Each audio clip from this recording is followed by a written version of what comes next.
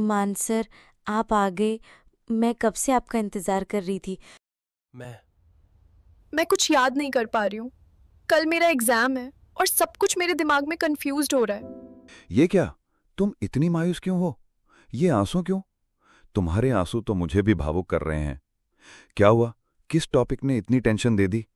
Sir, वो भारत शासन अधिनियम 1919 और 1935, ये नाम सुनते ही दिल धक से हो जाता है। इतनी सारी धाराएं, इतनी सारी तारीखें, मेरे बस का नहीं है ये। सब खिचड़ी हो गई है। मेरी सारी मेहनत कहीं बर्बाद ना हो जाए। हाँ, मुझे पता है। ये सिर्फ किताबें और नोट्स नहीं हैं। ये तो हमारे इतिहास की सबसे दर्दनाक और सबसे ज्यादा मसालेदार कहानी है। एक ऐसी कहानी जिसमें धोखा भी है, विश्वासघात भी है, आंसू भी हैं और एक जुनून भी। अगर तुम इसे कहानी की तरह समझोगी तो ये तुम्हें हमेशा याद रहेगी। कहानी? वो भी 1919 और 1935 के अधिनियम पर? हाँ, एक ऐसी कहानी जिसमें तुम्हें हर किरदार से प्यार हो जाएगा। एक ऐसी कहानी जिसमें जब तुम एक दर्दनाक अध्याय सुनोगी तो तुम्हें रोना आ जाएगा, और जब तुम समझोगी कि कैसे हमारे पूर्वजों ने उसी दर्द से अपनी ताकत निकाली तो तुम्हारे चेहरे पर मुस्कान आ जाएगी। क्या तुम सुनने के लिए तैयार हो? तो चलो शुरू करते हैं। कहानी शुरू होती है 1919 से। उस समय भारत के राज्य सचिव एडविन मोंटेग्यू और वायसराय लॉर्ड चेम्सफोर्ड थे।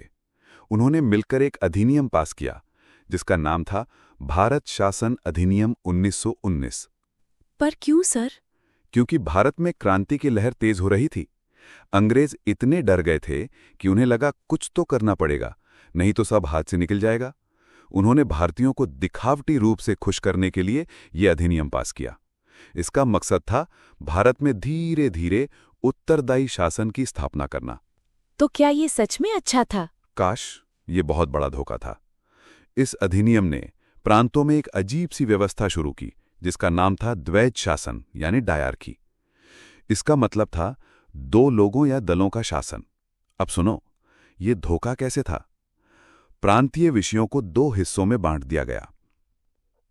हस्तांतरित यानी ट्रांसफर्ड, इसमें शिक्षा, स्वास्थ्य, कृषि जैसे विभाग थे। ये विभाग भारतीय मंत्रियों को सौंप दिए गए थे जो विधान परिषद के लिए जवाबदेह थे। आरक्षित यानी रिजर्व्ड, इसमें वित्त, कानून व्यवस्था, पुलिस और भू राजस्व जैसे सबसे जरूरी विभाग थे। इन विभागों का प्रशासन गवर्नर अपनी कार्यकारी परिषद के साथ मिलकर करता था। और सबसे दुखद बात यह थी कि वे विधान परिषद के प्रति बिल्कुल भी जवाबदेह नहीं थे। ओह, तो इसका मतलब जो भी महत्वपूर्ण शक्तियां थीं वो सब अंग्रेजों ने अपने पास रखी? बिल्कुल। भारतीय मंत्रियों को वे विभाग दिए गए जहां न तो पैसा था और न ही कोई वास्तविक शक्ति। यह शक्ति के बिना जिम्मेदारी की एक दुखद कहानी थी। गवर्नर के पास तो असीमित अधिकार थे। यह इस अधिनियम का सबसे बड़ा विश्वासघात था। अब समझ आया। ये तो सच में बहुत दुखद है। तो अब जब तुम इस दर्द को समझ गई हो तो क्या तुम इन प्रश्नों के जवाब दे सकती हो जो तुम्हारी परीक्षा में आए हुए हैं? राधा, ये बताओ, किस अधिनियम के तहत भारत में पहली बार प्रत्यक्ष चुनाव प्रणाली अपनाई गई थी? ये प्रश्न आरपीएससी सेकंड ग्रेड परीक्षा 2022 में पूछा गया था। 1919 का भारत शासन अधिनियम। बहुत बढ़िया। 1919 से पहले अप्रत्यक्ष चुनाव होते थे, लेकिन इस अधिनियम ने पहली बार लोगों को सीधे वोट देने का अधिकार दिया। अब ये बताओ, 1919 के भारत शासन अधिनियम की सबसे प्रमुख विशेषता क्या थी? ये सवाल आरपीएससी सेकंड ग्रेड संस्कृत शिक्षा परीक्षा 2022 में आया था। प्रांतों में द्वैध शासन। एकदम सही जवाब। ये द्वैध शासन ही इस अधिनियम की पहचान बन गया। अगला सवाल, 1919 के अधिनियम के अनुसार प्रांतीय सरकार के आरक्षित विषयों में कौन से विषय शामिल थे? ये प्रश्न आरपीएससी सेकंड ग्रेड री एग्जाम 2023 में आया था। कानून और व्यवस्था, वित्त और भू राजस्व। कमाल कर दिया। बिल्कुल सही। यही वो विषय थे जिन पर अंग्रेजों ने अपनी पकड़ बनाए रखी। किस अधिनियम ने पहली बार केंद्र में द्विसदनीय विधायिका की व्यवस्था की? ये प्रश्न RPSC second grade GK group B 2022 में पूछा गया था। 1919 का भारत शासन अधिनियम केंद्रीय विधायिका को दो सदनों में बांटा गया, केंद्रीय विधानसभा और राज्य परिषद। क्या बात है। और जानते हो, इससे प्रतिनिधित्व तो बढ़ा, लेकिन वायसराय के पास अब भी असीमित अधिकार थे। अब आखिरी सवाल इस सेक्शन का। 1919 के अधिनियम ने भारत के लिए एक नए अधिकारी, भारतीय उच्चायुक्त की नियुक्ति का प्रावधान कहां किया था? यह सवाल RPSC second grade GK group D 2022 में आया था। लंदन में। बिल्कुल सही, तुमने तो कमाल कर दिया। अब कहानी का सबसे भावुक हिस्सा आता है। 1919 के अधिनियम में एक शर्त थी कि 10 साल बाद एक आयोग बनेगा जो इसकी समीक्षा करेगा। लेकिन अंग्रेजों ने 10 साल का इंतजार भी नहीं किया और 1927 में एक आयोग बना दिया। उसका नाम था साइमन कमीशन। सर, क्या इसमें कोई भारतीय था? यही तो कहानी का सबसे बड़ा दर्द है। उस कमीशन में एक भी भारतीय सदस्य नहीं था। ब्रिटिशों ने कहा कि वे भारत के भविष्य का फैसला करने के लिए एक कमीशन भेज रहे हैं, लेकिन उस कमीशन में किसी भी भारतीय को शामिल नहीं किया गया। ये हमारे स्वाभिमान का सीधा अपमान था। ये तो बहुत बुरा था। हाँ राधा, इस अपमान ने पूरे देश में एक आग लगा दी। चारों तरफ एक ही नारा गूंज उठा, साइमन वापस जाओ। और जानते हो, पंजाब में इस कमीशन का विरोध करते हुए हमारे महान नेता लाला लाजपत राय पर पुलिस ने बर्बरता से लाठियां बरसाईं। उन्हें शेरे पंजाब कहा जाता था और उसी शेर को उसकी ही जमीन पर मार दिया गया। कुछ दिनों बाद उन्हीं चोटों के कारण उनकी मृत्यु हो गई। मरने से पहले उन्होंने एक ऐसी बात कही जो हर भारतीय को रुला देती है।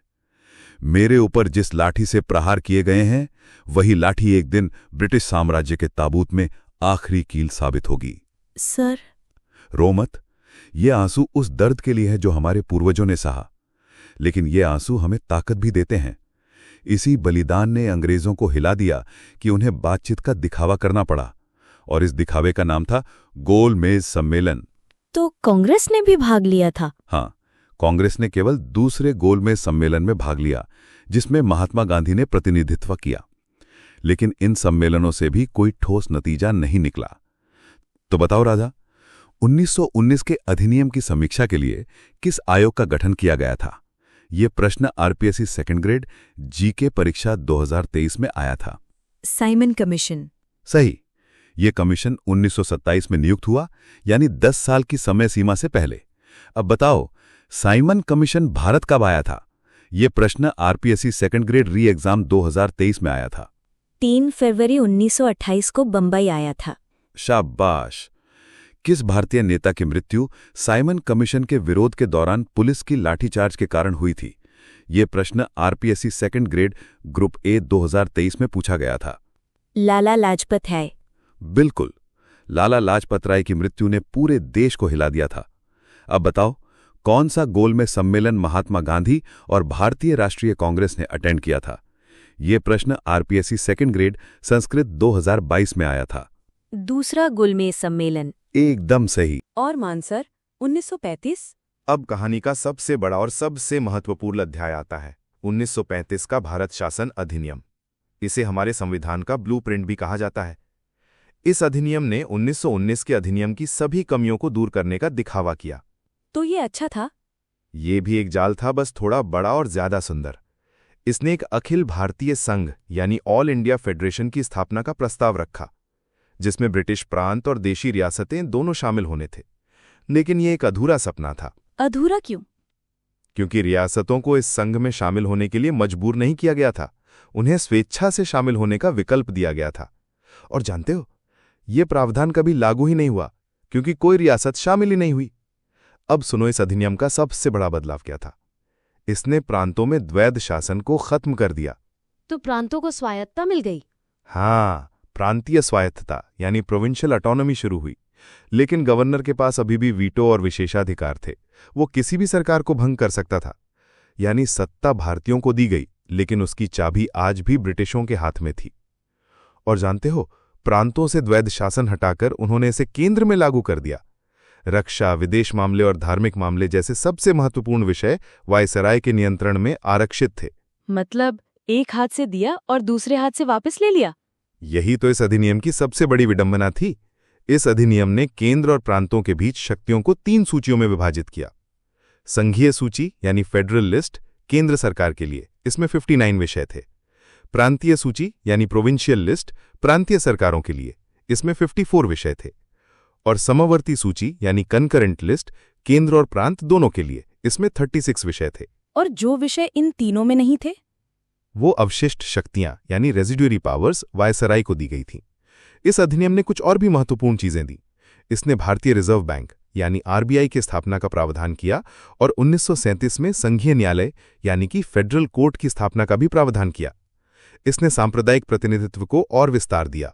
मुसलमानों और सिखों के साथ साथ इसने दलितों, महिलाओं और श्रमिकों के लिए भी अलग निर्वाचक मंडल दिए। ये तो फूट डालो और राज करो की नीति थी। बिल्कुल, उन्होंने हमारे समाज को धार्मिक और सामाजिक आधार पर और भी ज्यादा बांट दिया। चलो राधा, बताओ, किस अधिनियम ने प्रांतों में द्वैध शासन को समाप्त किया? ये सवाल आरपीएससी सेकंड ग्रेड जीके 2022 में आया था। 1935 का भारत शासन अधिनियम। एकदम सही। अच्छा, और बताओ, किस अधिनियम ने केंद्र में द्वैध शासन की शुरुआत की? ये प्रश्न आरपीएससी सेकंड ग्रेड री एग्जाम 2023 में पूछा गया था। 1935 का भारत शासन अधिनियम। सही, लेकिन ये प्रावधान कभी लागू नहीं हुआ। और बताओ, भारत सरकार अधिनियम 1935 के तहत शक्तियों को कितनी सूचियों में विभाजित किया गया था?